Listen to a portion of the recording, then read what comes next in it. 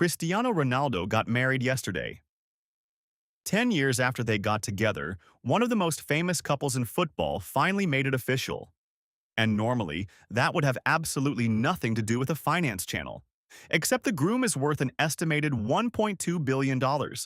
He made around $300 million in the last 12 months. He has now earned roughly $2.1 billion across his career before taxes and agent fees, and somehow, at 41 years old, when most footballers are either retired or arguing about tactics on television, Cristiano Ronaldo is making more money than he ever has before.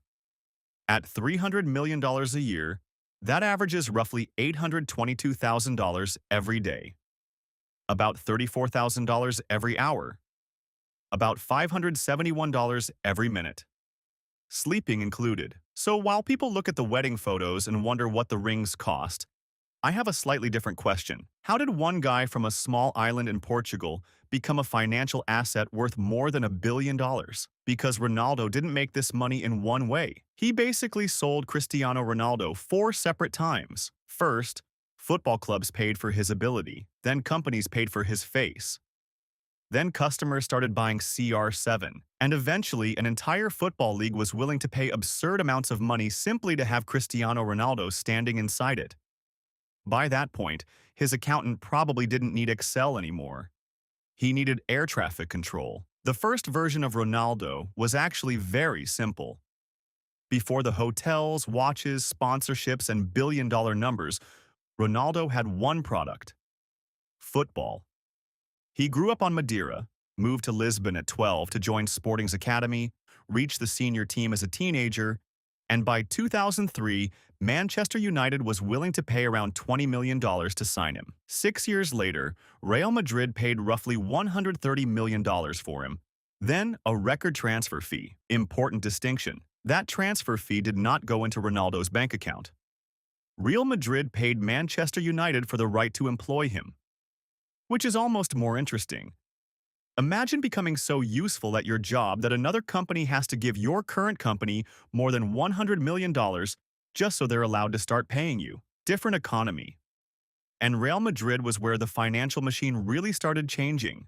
Because Ronaldo wasn't simply becoming better at football. He was becoming recognizable. There is a huge difference. A great footballer can demand an enormous salary. A globally recognizable footballer can demand the salary, then make money again every time somebody wants access to the recognition. Ronaldo had the perfect ingredients. He was incredibly good.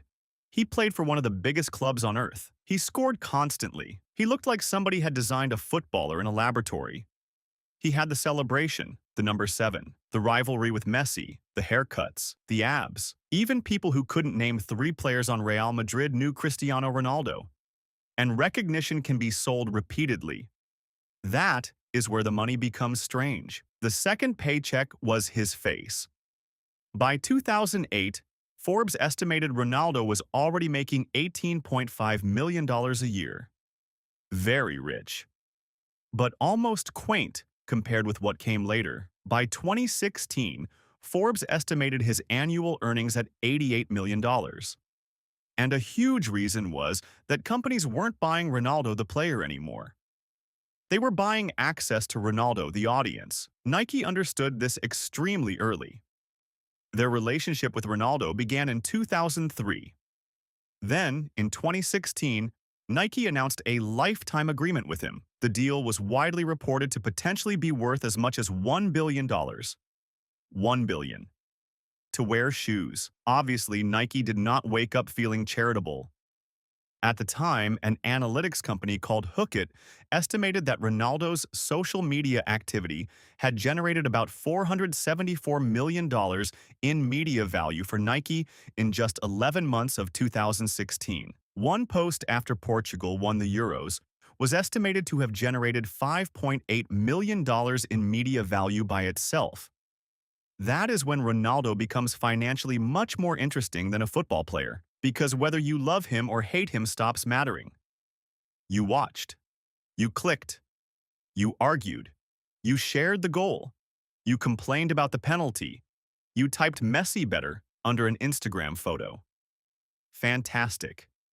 Engagement. Thank you for your contribution to the Cristiano Ronaldo Retirement Fund. The internet turned attention into an asset, and Ronaldo owned an almost ridiculous amount of attention. Today, Forbes says he has close to 1 billion followers across Instagram, Facebook, and X, plus a YouTube channel approaching 80 million subscribers. Think about what a sponsor is actually buying. Nike doesn't need Ronaldo to explain how shoelaces work.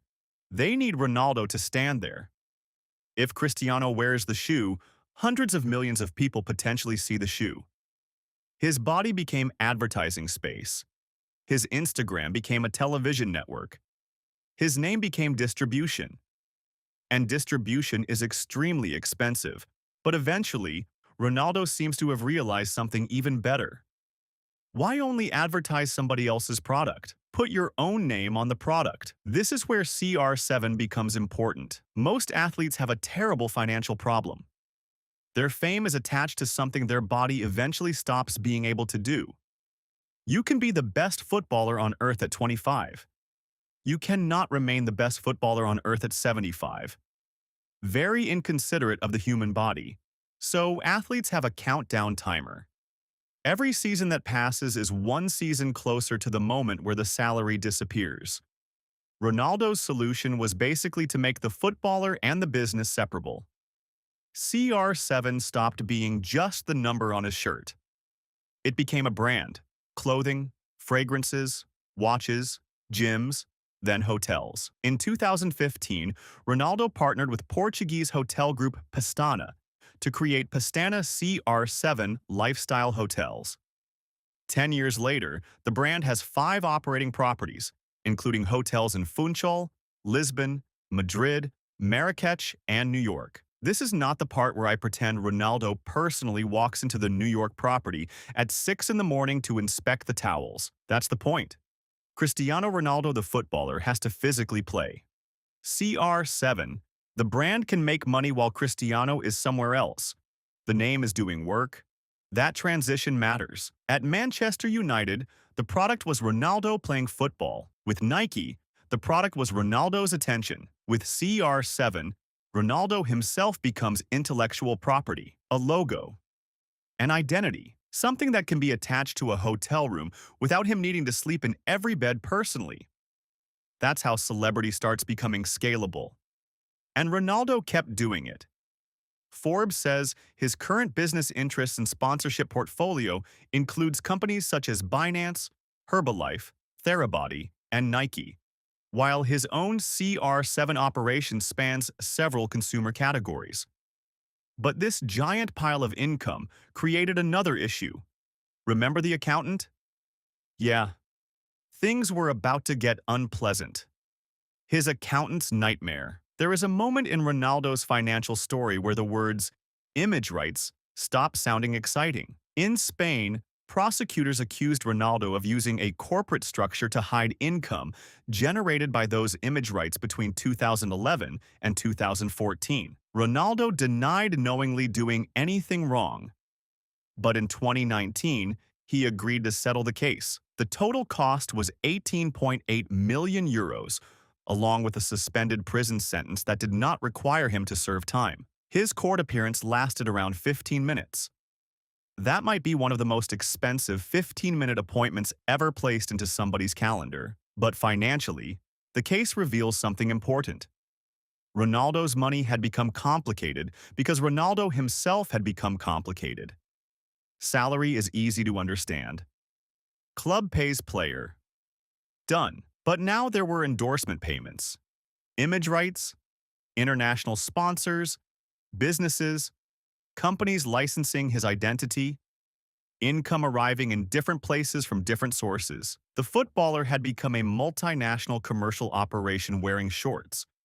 And despite losing almost 19 million euros in that settlement, the money machine kept getting bigger. Much bigger. Because the most bizarre chapter hadn't happened yet. Ronaldo's career was supposed to be ending. Late 2022 was ugly. Ronaldo had returned to Manchester United. The relationship collapsed. He was being left out. There was the explosive Piers Morgan interview. Then Manchester United and Ronaldo mutually terminated his contract. He was 37. This is usually where the documentary starts playing sad piano music. The legendary player is getting older. The biggest European clubs start looking toward younger names. The wages come down. Maybe one final contract. Maybe retirement. Financially, Ronaldo should have been entering decline. Instead, losing his Manchester United job may have been one of the most profitable things that ever happened to him.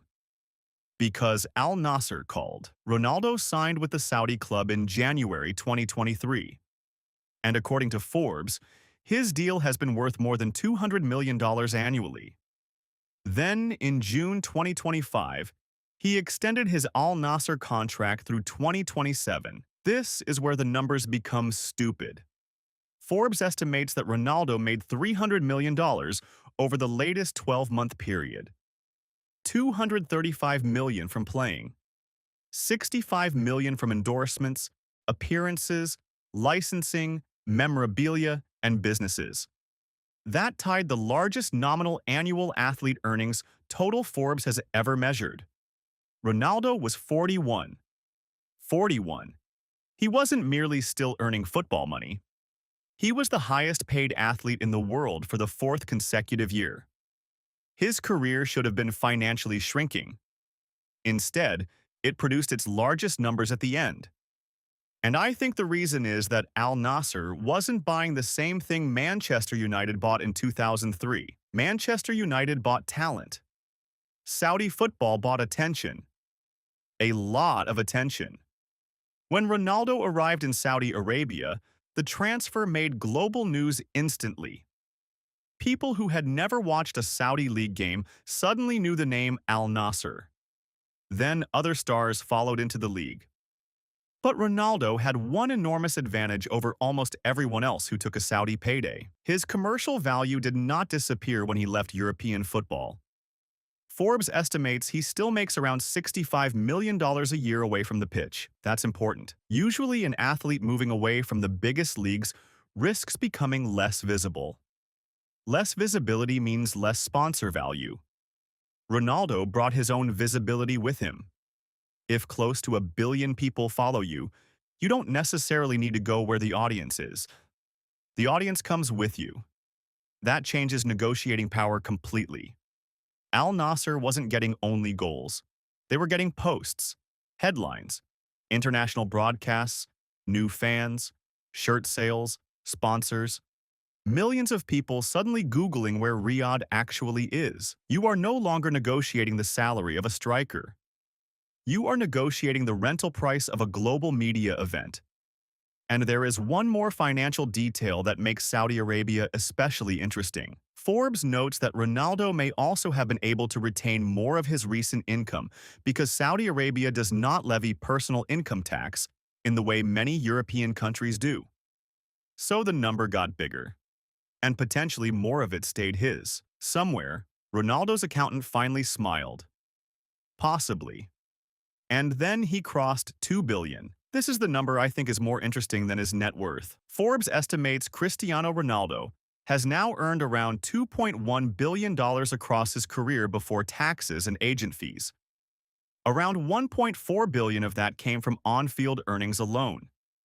He became the first active athlete to cross $2 billion in career earnings. $2 billion. And yet his estimated net worth is not $2.1 billion. It's around $1.2 billion. Where did the other $900 million go? This is where celebrity net worth conversations become completely stupid if you don't distinguish income from wealth. If Ronaldo earns $100 million, he does not put $100 million into a vault beneath his house. Taxes take money, agents take fees, management costs money, staff costs money, properties cost money, businesses require capital, travel costs money, and Cristiano Ronaldo has, from available photographic evidence, developed a mild interest in expensive automobiles. Career earnings are gross money flowing through the machine. Net worth is the estimated value left in the machine after decades of spending, taxes, investments, assets, and liabilities. Still, keeping enough of $2 billion to become worth $1.2 billion is not exactly a financial tragedy. And recently, Ronaldo appears to be moving toward the part of wealth creation that matters most after your salary stops being the main story: ownership. Ronaldo is starting to buy the things that pay people. This is the final transformation. Young Ronaldo was an employee, a spectacularly well-paid employee. Manchester United paid him. Real Madrid paid him. Juventus paid him. Nike paid him. Sponsors paid him. Older Ronaldo increasingly owns pieces of things. Forbes reports that Ronaldo invested in fitness company Whoop in 2024 and later participated in a funding round that valued the company at $10.1 billion. He invested in AI search company Perplexity. And in February 2026, he bought a 25% stake in Spanish football club UD Almeria. That last one is almost poetic. At 18, Ronaldo needed a football club to buy him. At 41, Ronaldo is buying part of a football club. That is the entire financial story in 2 sentences. Labor becomes fame. Fame becomes cash. Cash becomes ownership. Ownership can keep producing value after the labor stops. This is how the truly ridiculous fortunes become durable. A salary is powerful, but a salary ends. Ownership doesn't necessarily care whether your knees still work. And Ronaldo knows his playing career has an expiration date. He has talked about retirement getting closer. His current Al Nassr agreement runs through 2027. Eventually, there will be a final match. And that is when we'll discover how successful the second Cristiano Ronaldo really is, because there are actually 2 of him now. There is Cristiano Ronaldo the footballer, and there is Cristiano Ronaldo the asset. The footballer scores goals. The asset has a lifetime Nike relationship. The footballer plays for Al Nassr. The asset has close to 1 billion social followers. The footballer eventually retires. The asset owns businesses, investments, hotel branding, and pieces of companies. One of them is 41 years old. The other doesn't really have an age. And that brings us back to the wedding. Yesterday, Cristiano Ronaldo finally married Georgina Rodriguez in Portugal after roughly a decade together. And there is something funny about looking at wedding photographs of a billionaire. Everything expensive starts becoming financially meaningless. Suppose something costs $100,000. For most people, that is serious money. For Ronaldo, using Forbes' latest annual earnings estimate, $100,000 represents less than 3 hours of average gross earnings across the year. $1 million? A little over a day. At that level, the question stops being whether you can afford something. You obviously can. The interesting question becomes how you manage to build a machine capable of producing money at that speed in the first place. And Ronaldo's answer is surprisingly clean. He never relied on only one version of himself. Football made him famous, but he sold the fame separately. Nike paid for it. Sponsors paid for it. CR7 monetized it. Hotels borrowed it. Social media multiplied it. Saudi Arabia placed an enormous premium on it. Then Ronaldo started converting the resulting cash into ownership. That is why his financial life looks so absurd today. Not because he got one giant football contract. He built layers. And each layer made the next one more valuable. Real Madrid made Ronaldo more famous. More fame made Nike willing to pay more. More sponsorship made the CR7 name more valuable.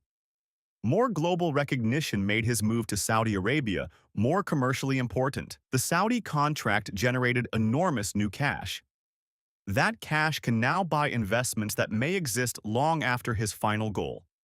It compounds sideways. And there is one detail that makes the entire story even more Ronaldo. In 2025, he said becoming a billionaire had been a personal target and compared hitting that number with winning another major individual trophy. Forbes now estimates he has done it. Of course, he had a scoreboard for becoming a billionaire. It would almost be disappointing if he didn't. But the billionaire number can hide what actually happened. Ronaldo didn't wake up one morning with $1.2 billion. He spent more than 2 decades making himself increasingly expensive. At 18, expensive to football clubs, then expensive to advertisers, then expensive to sponsors, then expensive to anyone wanting access to his audience. Eventually, expensive enough that a football league thousands of kilometers from Madrid could justify paying him hundreds of millions of dollars because his presence changed how the world looked at it. Cristiano Ronaldo became rich by being brilliant at football. He became this rich by making sure football was only the beginning. And now he's married, 41 years old, worth an estimated $1.2 billion, earning around $300 million a year, and still signed to play into 2027. The strange part is that retirement might not stop the money machine. It might finally prove why he built it. Because one day, Cristiano Ronaldo will score his last goal. Nike will still know his name. His followers will still know his name. The hotels will still have his name on the building. The companies he owns will still exist. And somewhere, hopefully enjoying a much quieter life than he had in Madrid, his accountant will still be dealing with Cristiano Ronaldo.